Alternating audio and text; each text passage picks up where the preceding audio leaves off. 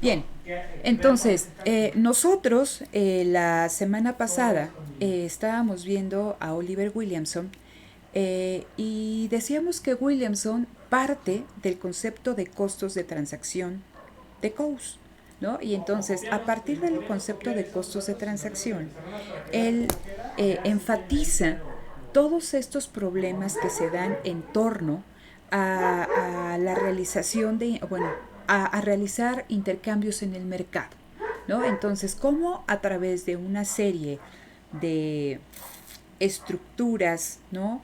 Institucionales, que aquí le llama Williamson las estructuras de gobernanza, se pueden reducir, ojo, y digo, se pueden reducir, no eliminar, ¿no? Estas distorsiones en torno al comercio, en torno a la transacción.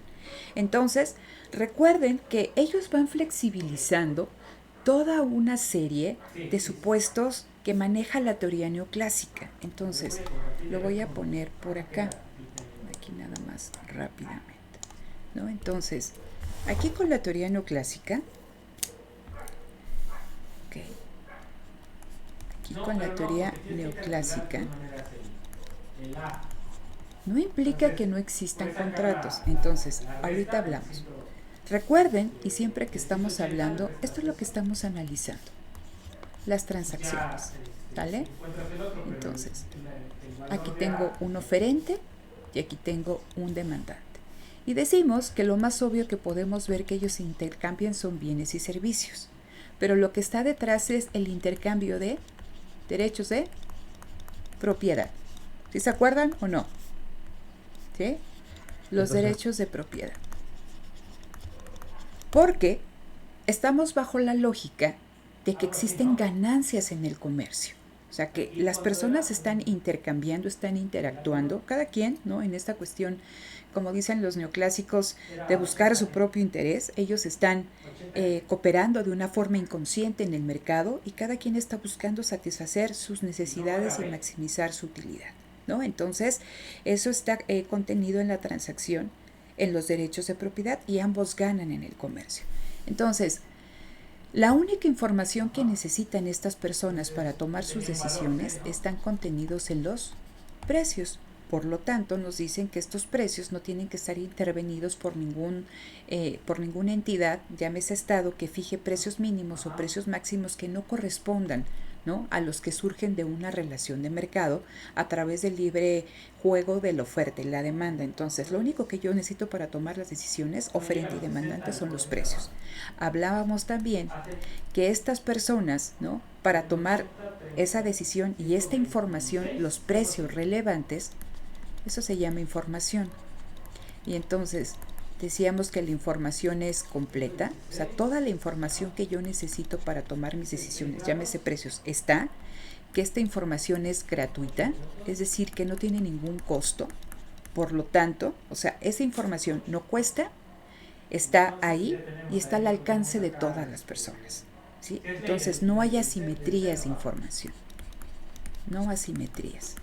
¿Qué significa una asimetría de información? Que alguien conoce, ¿no?, algo y el otro no, ¿no? Es una relación asimétrica. Aquí las relaciones son iguales. ¿Se entiende toda esta cuestión? Esto ya lo platicamos. Estoy nada más recapitulando rápidamente. En cuestión de la información.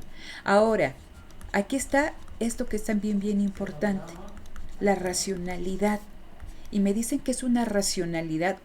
¿Qué es qué es un individuo racional, un agente racional? ¿No? Es aquel que va a tomar una decisión, que va a elegir, ¿no? Y que esa elección, en el caso del consumidor, es la que maximiza su utilidad, ¿sale? Entonces, aquí estamos hablando que esta persona, consumidores y productores, tienen una racionalidad perfecta. Ello implica que de toda esta información, y acuérdense, cuando digo información, estoy hablando de esto, los precios relevantes, ¿no? Lo que platicábamos, ¿no? Como consumidor, que yo voy a comprar leche, conozco todas las leches, todas las marcas, conozco los precios, ¿no?, de todo, y en función de eso, dada mi racionalidad perfecta, que tengo la capacidad aquí para hacer todas las comparaciones, estoy comparando precios relativos, ¿no? El precio de la Lala respecto al Pura, la presentación del litro, litro y medio. O sea, hago esas comparaciones. Entonces, este consumidor tiene, ¿no?, la racionalidad, dice, es perfecta, de que de toda esta información, ¿no?, puede ver todos los estados del mundo, o sea, puede hacer todas las comparaciones entre precios relativos y la que él elija es la que maximiza su utilidad. Y si cambia el precio relativo, o sea, y si cambia el precio de alguna, pues cambian todos los precios relativos. Y esto se tiene que volver a hacer. Y que elija una presentación de leche es la que maximiza su utilidad. Lo único que está considerando para hacer su elección son los precios, ¿no? Entonces, imagínense, bajo esta cuestión, siempre que hay un intercambio, en esta cuestión, siempre hay un contrato. Aquí hay un contrato, ¿no?, que va a estar protegiendo estos derechos de propiedad. Pero lo que nos dicen los neoclásicos es que estamos trabajando en mercados de competencia perfecta. ¿Sí? Y en estos mercados de competencia perfecta, oferentes y demandantes tienen la misma escala, bueno, en el caso de los productores tienen la misma escala operativa, ¿no? Los consumidores son todos iguales, de forma que ni uno ni otro pueden afectar el precio del producto en el mercado. Entonces decíamos que son precio aceptantes. ¿Sí? Son precios aceptantes. Y que los bienes que se intercambian ahí son homogéneos, estandarizados. Todos los bienes son iguales. Entonces, en un mundo donde todo lo que se intercambia es igual, donde productores y consumidores son iguales, donde la información es completa, es conocida, es gratuita, donde hay racionalidad perfecta, no existe incertidumbre. Lo que sí tiene que ser son los lados, sí. Aquí alfa, A, gamma, C. ¿Sale? Beta, B. Entonces, si no existe incertidumbre, pues no hay incertidumbre respecto a qué, a esta cuestión de que alguien, ¿no?, se quiera apropiar de tus ganancias del comercio. Entonces los contratos aquí en el mundo neoclásico son automáticos. No me importa a quién le compro, no me importa a quién le vendo, ¿no? Todo se conoce, entonces no hay nada oculto. Lo que es lo que hay. Entonces no existe incertidumbre. Ese es el mundo perfecto neoclásico, les digo, es el ojo del huracán. Nada pasa dentro de él, ¿sí? Todo está perfecto. Pero decíamos que Coase dice, caray, ¿no? Ok, dice, híjole, pues es que esta empresa neoclásica yo no la veo. Y al contrario, en lugar de ver empresas, ¿no?, pequeñas, especializadas, intercambiando en el mercado, pues lo que veo son empresotas, ¿no? O sea, digo empresotas, o sea, grandes corporativos verticalmente integrados que se alejan del mercado. ¿Por qué? ¿Por qué existe la empresa? Y entonces lo que nos dice Coase, y esto es bien importante que ustedes lo tengan en cuenta, dice Coase, en ausencia de costos de transacción, las asignaciones que se hacen a través del mercado son eficientes, ¿no?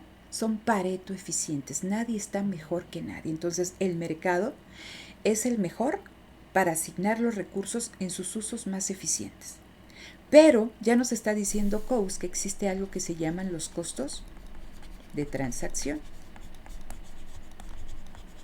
No, o sea, con los de arriba, A, B, C. ¿Sí? Y entonces, ¿por qué existen los costos de transacción? Y lo veíamos con él. Dice, es que sí, cuando estamos aquí intercambiando, estas dos personas, pues no es tan sencillo. Porque, ¿qué creen? ¿No? Que conocer los precios relevantes cuesta. Entonces lo que hace Coase, dice que la información pues no es gratuita. Entonces, ¿qué información? Sobre los precios relevantes. Imagínense ustedes como empresarios que necesitan comprar un montón de insumos y se supone que ustedes conocen todos los precios relevantes de sus insumos, en cuánto está el acero, en dónde, a quién le compran, etc. Y, ¿qué crees? Pues que no es gratuito, ¿no? Cuesta. Y eso va a llevar a que haya personas que sí puedan absorber ese costo y que otros no. Entonces van a empezar a aparecer las asimetrías de información. ¿Sí? Entonces, a pesar de que esté la información ahí, cuesta y algunos van a poder tener acceso a ella y otros no. y luego nos dice, híjole, ¿qué crees? Pues también, ¿no? Existe algo que se llama la racionalidad. ¿Por qué crees que no es perfecta, sino es limitada? Porque la persona que toma decisiones, ¿no?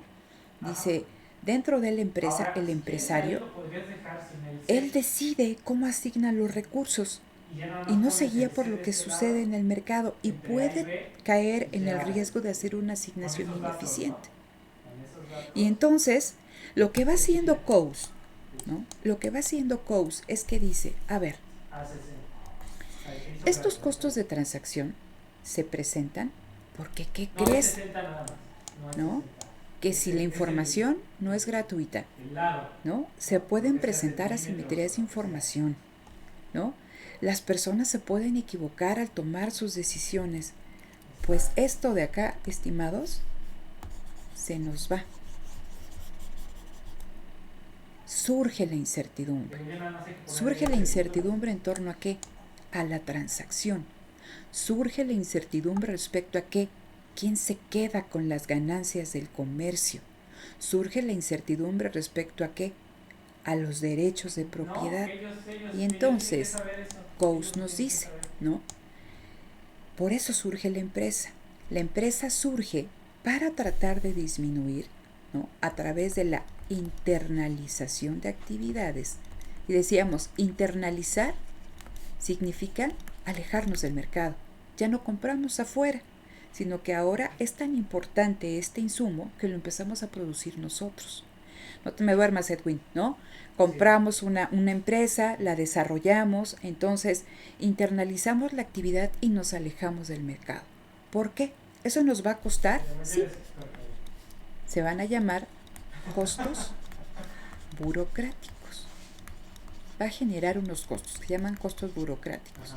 ¿Por qué? Porque son todos aquellos costos derivados de la internalización de la actividad, de organizar internamente, ¿no? Esa fase de la producción, ¿no? O la elaboración de un determinado insumo. ¿Por qué? Porque para eso debo de contratar o debo de tener toda una estructura organizativa que se encargue, ¿no? De estar gestionando ahora dentro de la empresa, ¿no? La realización de esa actividad, de esa fase de la producción. ¿Sí? Entonces, eso se llaman los costos burocráticos. Entonces dice, ¿se generan costos? Sí. Dice, pero vamos a estar haciendo siempre un trade-off, un comparativo entre los costos de transacción, que lo tengo arriba, versus, ¿no? Los costos burocráticos. Entonces, ¿qué habíamos dicho que son los costos de transacción? Y que los fuimos ahí, ¿cómo se llama? Completando. Con Coase decíamos, son todos aquellos costos, por saber los precios relevantes, ¿no? Por descubrir los precios relevantes. Ok, ¿no? Son todos aquellos costos que están en torno al contrato y que ya nos decía Williamson, hay costos ex ante y hay costos ex post. ¿Qué son todos los costos ex ante? Los costos ex ante tengo, ¿no? La redacción, ¿no? Y la negociación, bueno, sería al revés.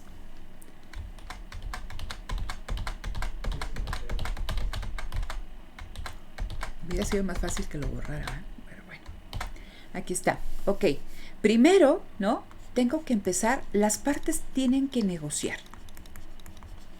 ¿Sale? Después se tiene que redactar el contrato. Y todo eso no es gratuito, genera costos. Ya está el contrato. Ahora, ¿no? Tengo que, ¿qué? Dentro de esto tengo que vigilar el cumplimiento del contrato, ¿no? Y si algo se incumple, tengo que hacer, ¿no? También vienen costos por negociar el cumplimiento del contrato. ¿Sale? Entonces, esos son los costos de transacción. Descubrir los precios relevantes y negociar, redactar, vigilar que se cumple. Si no se cumplió, entrar en cuestiones legales de negociación, adecuar el contrato, ¿no? Aquí lo pongo.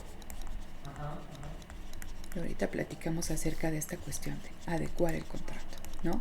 A cambios en las cuestiones, en un mundo que está continuamente cambiando. Entonces, ¿no? Estamos hablando que todo esto nos habla de que existe incertidumbre y que, ¿no? Si nosotros, lo que dice Williamson es importante, ¿no?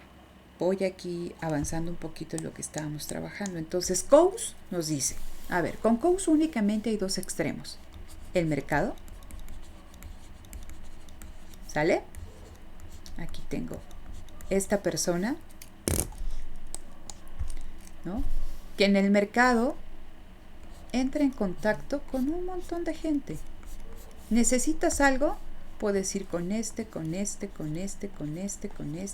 Acuérdense que hay un gran número de productores y de consumidores, ¿sí? Es una cooperación, aquí lo voy a poner, cooperación inconsciente. No hay nada planeado, ¿sí? Entonces tú entras en contacto con un montón de... No te importa a quién le compras y a quién le vendes. Los contratos son automáticos. Son productos estandarizados. Quien sea te puede vender un tornillo del número 2, ¿no? En la palería, en estas tiendas especializadas, donde sea lo encuentras, ¿sale? Entonces, esto es lo que nos dice Coase. Tengo esto que es 1, pero también dice, cuando la empresa se aleja del mercado, aquí tenemos a la empresa, y esta es la empresa verticalmente integrada, ¿sí? Y que decíamos que puede ser hacia atrás o hacia adelante, ¿sí? Entonces la empresa puede crecer. Aquí estamos hablando que es una empresa con un tamaño limitado, y aquí tenemos una empresota, ¿sí? Entonces aquí tengo empresa verticalmente integrada, y esta es mi opción número 2. Y aquí me dice que no hay una cooperación inconsciente, sino hay una cooperación consciente. ¿Dirigida por quién? Por un cuate que se llama empresario. Y que la principal característica de esta estructura es que se suprime el mecanismo de precios. Cuando me dicen que se suprime el mecanismo de precios, recuerden que aquí que lo que opera es el mecanismo de precios. Para tomar decisiones respecto a qué se va a producir, ¿no? O sea, es el mecanismo de precios. Ahí se hace la asignación. Aquí no. Es la principal característica. Se suprime el mecanismo de precios. Entonces, aquí no opera. Aquí quien decide qué va hacia dónde, cómo se combina, es el empresario. Esas son las dos estructuras que nos da Coase, porque hay costos de transacción. Entonces, si el empresario, ¿no?, hace este comparativo, costos de transacción, costos burocráticos, e identifica que los costos burocráticos son más bajos, va a internalizar la actividad. Pero si identifica, ¿no?, costos burocráticos versus costos de transacción, y que los costos burocráticos empiezan a crecer rápido, y que llega un momento en que son más altos que los costos de transacción, regresa al mercado. ¿Por qué se puede dar esta cuestión? Porque dice el mismo Coase que a medida que el empresario va internalizando actividades, ¿no?, dado su racionalidad cognitiva, puede correr el riesgo de equivocarse y empezar a hacer malas asignaciones. Entonces los costos burocráticos empiezan a crecer, y puede llegar un momento en que internaliza tantas actividades, ¿sí?, que los costos burocráticos van a ser mayores que los costos de transacción. Entonces, eso es momento de ¿qué? De sacar esa actividad y regresar al mercado.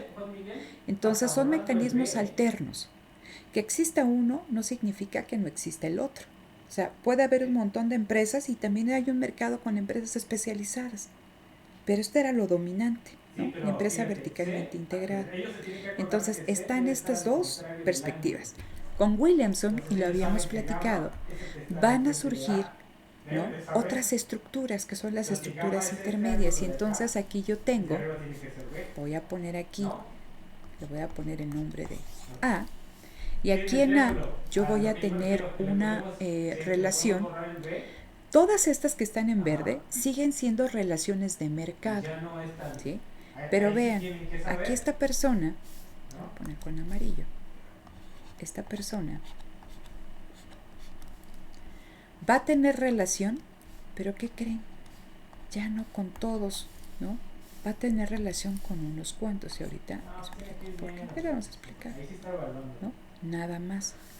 O bien, tengo aquí, a ver, que esta persona va a establecer relaciones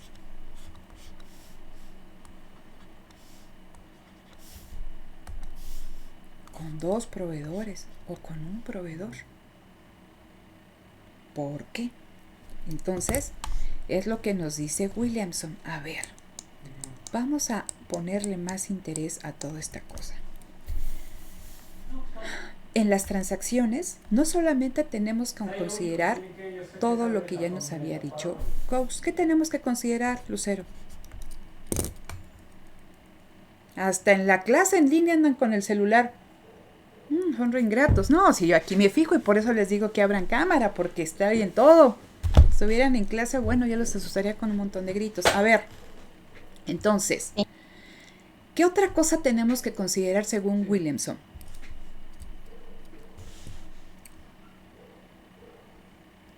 Ni sabes, porque quién sabe dónde andabas, Lucero. Pongan atención, por favor. ¿Vale? Entonces, Williamson nos dice, a ver, todo esto lo que nos dijo Coase, de ahí partimos. Pero ¿qué creen que hay aquí? Dice, hay algo que se llama oportunismo. Los individuos son egoístas. Los individuos buscan su propio interés. Y dado que existen asimetrías de información, que ya platicamos, las personas pueden hacer uso de esa información asimétrica para ganar ellos. ¿Qué significa oportunismo? Y regreso aquí mi dibujito, aquí me había quedado bien patriuris, ¿no? Este de acá. Entonces, el oportunismo significa que existe una persona que, dada la simetría, este cuate, el oferente, el que les va a vender las tabletas, sabe que le dice que son tabletas nuevas. Ustedes imagínense que van a comprar una tableta para sus clases en línea, una persona les va a vender las tabletas, está muy atractivo el precio, ¿no? Ustedes ven todo ahí, están nuevas y toda esta cuestión, pero son tabletas usadas. Ustedes no lo saben. Pero esta cuate tiene todo un entramado ahí que parecen nuevas, pero son usadas, ¿no? ¿Qué va a pasar? Que se va a aprovechar de las ganancias del comercio.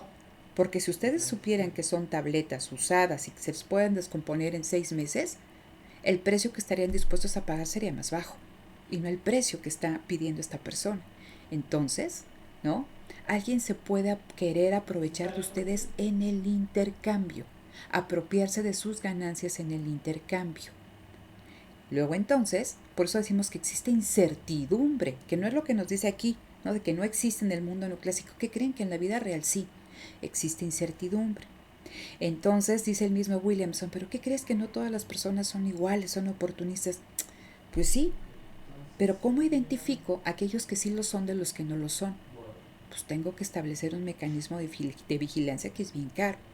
Entonces vamos a asumir que todos son oportunistas y vamos a ver, o sea, ¿cómo asumimos que todos son oportunistas? En el contrato.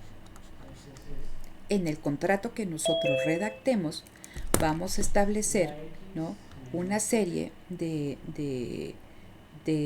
cuestiones que nos permitan reducir, ¿no?, este oportunismo. Den un minutito nada más, chicos. Les voy a quitar aquí esta y déjenme ver aquí la cuestión.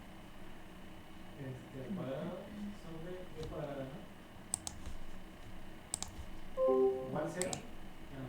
Ahí está. Entonces, regreso aquí a mi, ¿cómo se llama? A mi pizarrón. Ahí está. Ok, ahí estoy. Entonces, cuando hablamos de que existe incertidumbre, estamos hablando precisamente de esto. ¿sí? De que alguien se puede querer apropiar, ¿no? De mis ganancias en el comercio. Entonces, pues no es válido y voy a tratar de ponerlo en el contrato. Ajá. Voy a tratar de, a través del contrato, establecer un esquema de incentivos que ¿cómo se llama? Que desincentive, ¿no? El oportunismo. ¿Sale? ¿Vamos bien hasta acá? Porque yo me agarro a hablar, ¿no? Y en teoría ustedes están anotando y están ahí entendiendo, le ponen claro de que, bien interesante, pero están leyendo el celular. Vale, entonces, en el contrato yo voy a tratar de poner una serie de incentivos para que no se presenten estas cuestiones oportunistas. No estoy diciendo que desaparezcan, ¿eh? Sino voy a tratar de reducirlas. Entonces, pero también los contratos son importantes porque nos dice este autor, ¿qué crees? Que existe algo que se llama, a ver, aquí lo voy a borrar, control Z, la especificidad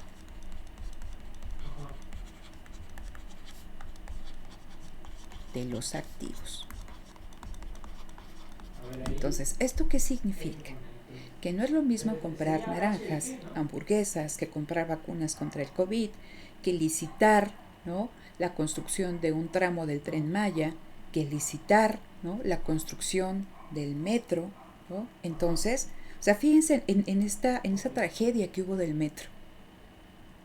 ¿Sale? Entonces se puede presentar el oportunismo porque tú licitas bajo ciertas cuestiones y el cuate que te está haciendo o la compañía que te está haciendo toda esta cuestión de lo del metro no utilizó los materiales que te dijo que te iba a utilizar, puso material o sea, no solamente no los utilizó, los puso de menor calidad, no cumplió con ciertas especificidades, blas, blas, blas, blas, y después de un montón de tiempo tenemos una tragedia como la que vivimos, ¿no? Entonces, dice aquí, no todos los activos tienen el mismo tipo de especificidad y en función de la especificidad de los activos, pues se pueden presentar, ¿no? Problemas de incertidumbre, o sea, problemas de oportunismo y el costo del oportunismo va a ser mayor. Entonces, imagínense ustedes que van y compran naranjas y le salen 2 naranjas, o sea, ya ven cómo son los de los puestos, ¿no? Que tienen todas las naranjas bien bonitas atrás, y bueno, adelante y que atrás quién sabe qué tienen, y te ponen, ¿no? Y ya cuando llegas a tu casa, ya hay 3 ahí medio ponchadas, medio feas. Eso puede ser oportunismo porque ustedes no están viendo, ¿no? Pero bueno, ¿cuál es el costo? Que vayas, que le regreses la naranja. Es una naranja. Pero imagínense todos los costos asociados a este problema que hubo con la caída de ese tramo de la línea del metro. O sea, son enormes. Entonces dice, a ver, no todos los contratos, ¿no? Me sirven para poder protegerme del oportunismo y poder protegerme, ¿no? De estas cuestiones de que alguien tome una decisión buscando su propio interés. Él dice también, a ver, puede ser que no todos sean oportunistas, pero ¿qué crees? Que tienen una racionalidad limitada. ¿Esto qué implica? ¿No? Que ya no es la racionalidad perfecta, que se puede, que al estar, acuérdense que aquí viene todo de la escasez de los recursos. Entonces, ante escasez de los recursos tenemos que elegir. Y nuestras elecciones de maximizar nuestra utilidad, pues puede ser que nos equivoquemos, porque aquí el cerebro, pues no podemos ver así como el Doctor Strange todos los estados del mundo y elegir el que maximiza nuestra utilidad. Ese es el consumidor neoclásico. Han visto ahí en esta serie de Marvel, que todos lo han visto, ¿no? Ahí que cuando están ahí luchando y que se pone que hasta los ojos se le ponen en blanco, así es el consumidor de racionalidad perfecta. Y eliges, esta es, ¿no? Pues no, ¿cuándo?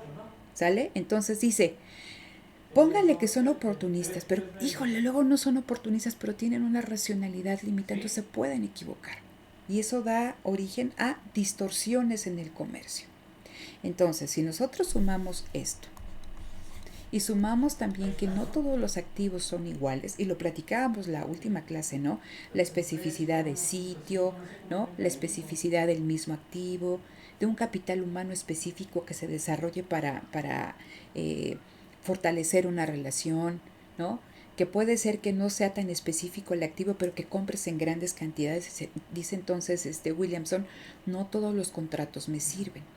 Entonces, debo de establecer estructuras de gobernanza que me ayuden a enfrentar esto. ¿Qué significa, no? Enfrentar esto.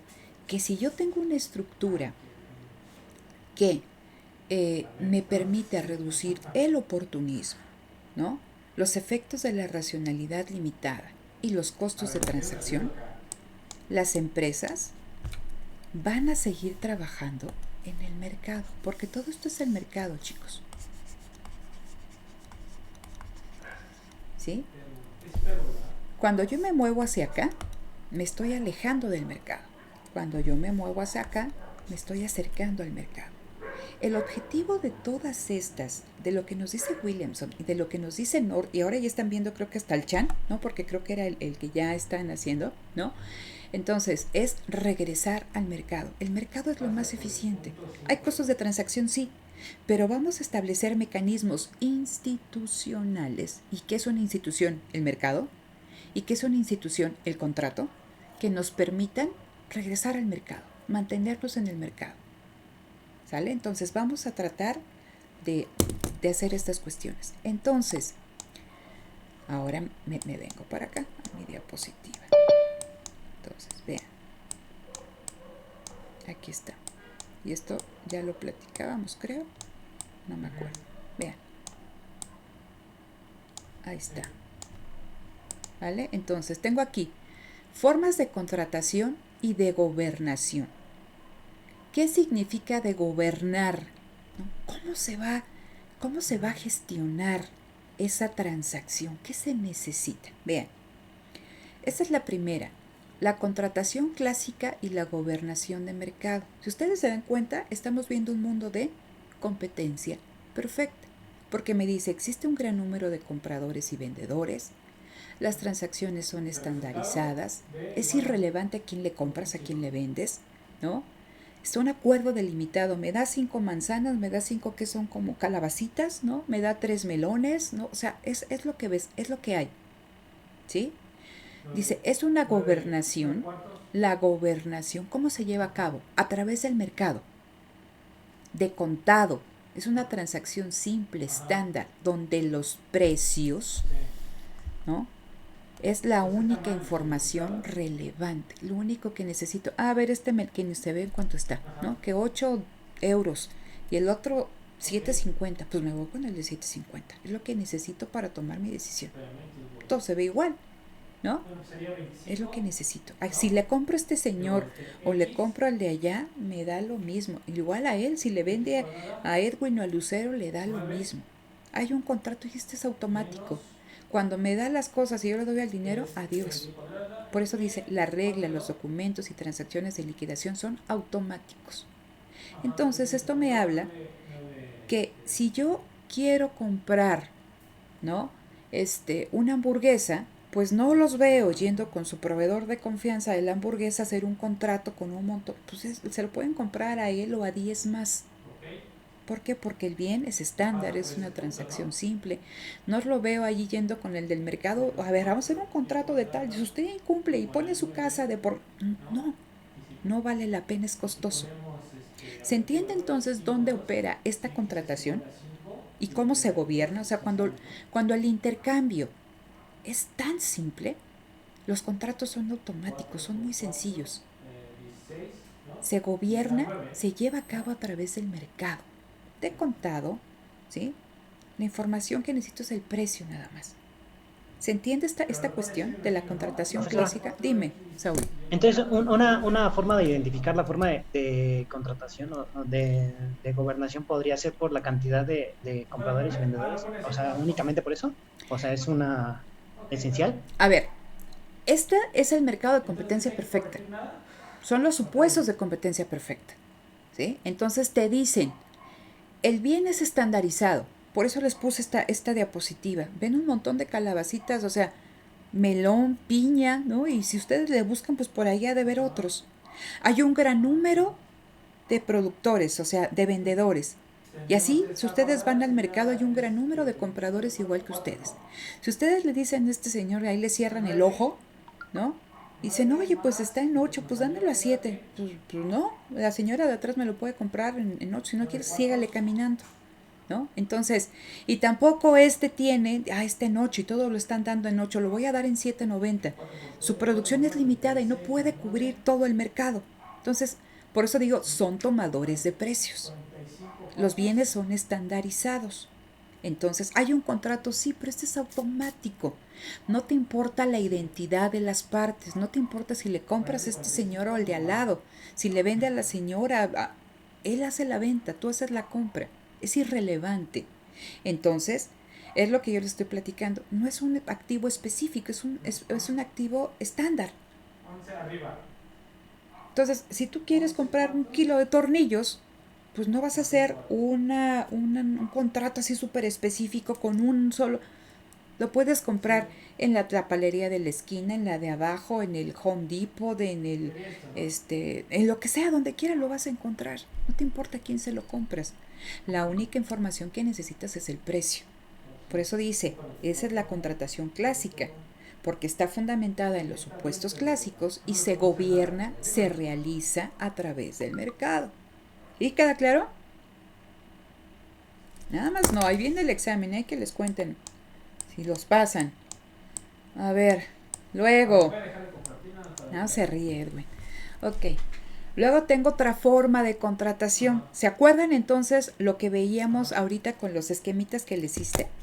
Este es mi extremo, este es el mercado, este es el 1. ¿Cuál sería el 2?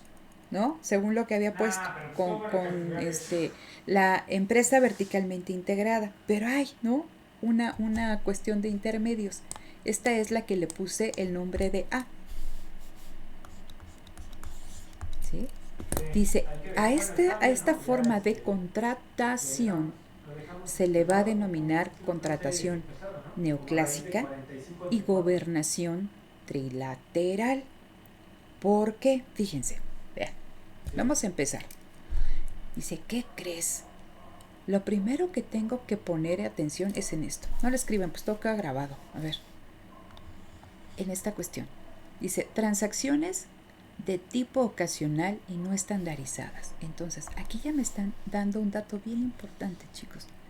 Me dicen que los bienes y servicios que yo estoy intercambiando tienen un determinado grado, no quiere poner, ahí está, especificidad. Estaba yo con el ejemplo de los tornillos. Híjole, pero ¿qué crees que necesito un tornillo de un determinado grosor, altura, con cierto número de, ¿cómo se llama? De ahí de muescas, o sea, cierto grado de especificidad. Entonces ya no son los tornillos que puedo encontrar en todas partes. Desde aquí, a medida que el bien se va haciendo más específico, el número, ¿no?, de personas, el número de productores se empieza a reducir. Entonces, si yo podía comprarle tornillos genéricos a 500 personas, si ahora yo quiero ese tornillo que les estaba explicando, pues ¿qué creen? Que de 500 pasé a 20 productores de ese tipo de tornillo. A 20 productores. Entonces paso de grandes números a números más pequeños.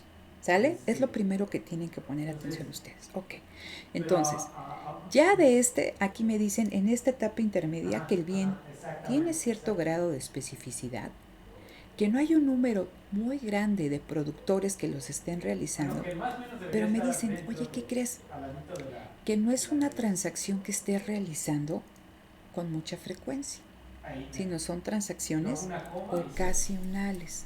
Aquí también lo pongo.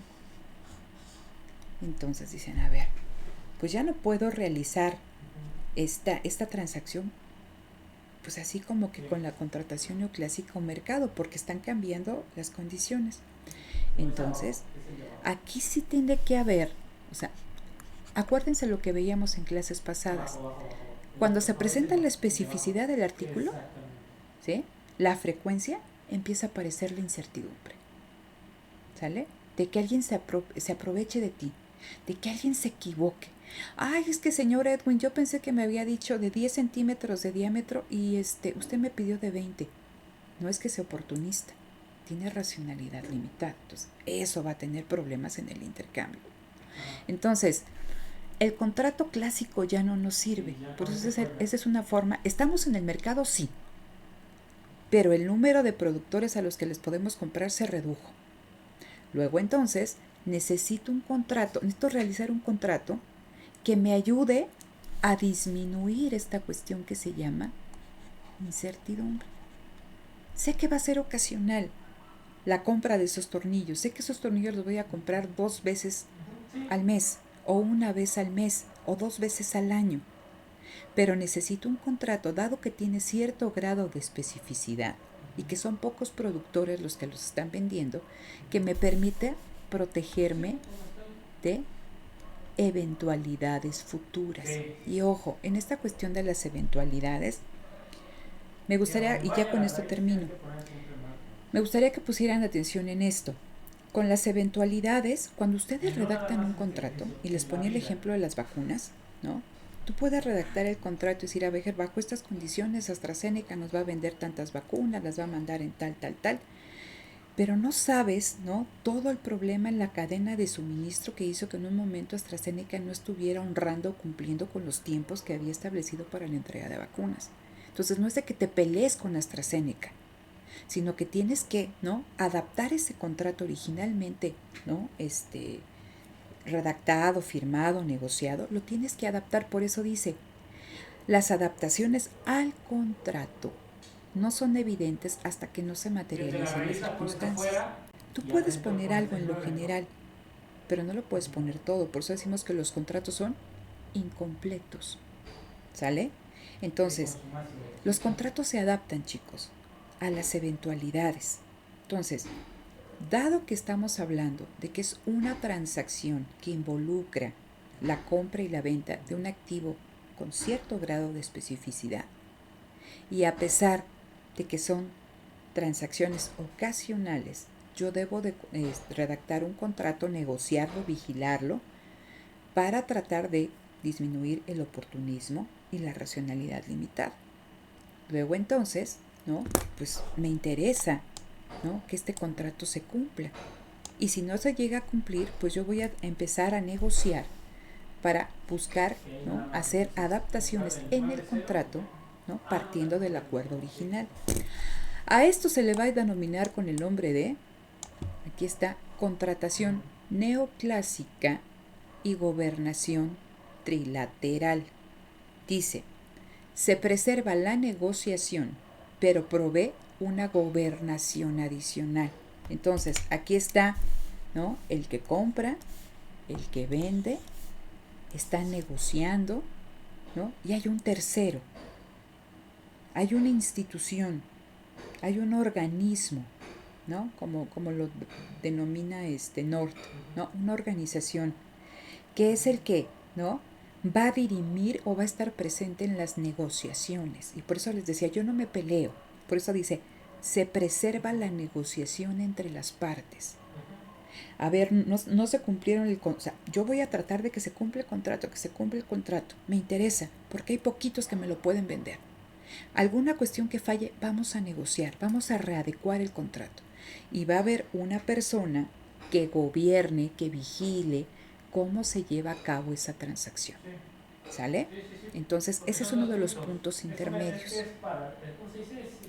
¿Qué pasa? ¿No? Entonces, ¿sigo en el mercado? Sí, pero el número de proveedores a los que yo les puedo comprar se hace más chiquito. Es esta cuestión que pusimos acá. Es esta, ¿no? La A. ¿Qué sucede? ¿Qué hace que yo me mueva hacia la B? Que el número de proveedores que me pueden vender es más pequeño. Y esto es lo que decíamos que son las relaciones bilaterales. ¿Sale? Entonces, lo que me falta explicar, ya para salir de Williamson, es esta, ¿no?, y la transformación fundamental y la intertemporal. ¿Vale? Únicamente porque lo preguntaron eso. Entonces, voy bastante atrasadita. Pregunta, ¿ustedes mañana tienen clase? Bueno, aquí detengo la grabación. ¿Quedó claro esta cuestión más o menos? ¿Sí? Ok, entonces detengo aquí grabación.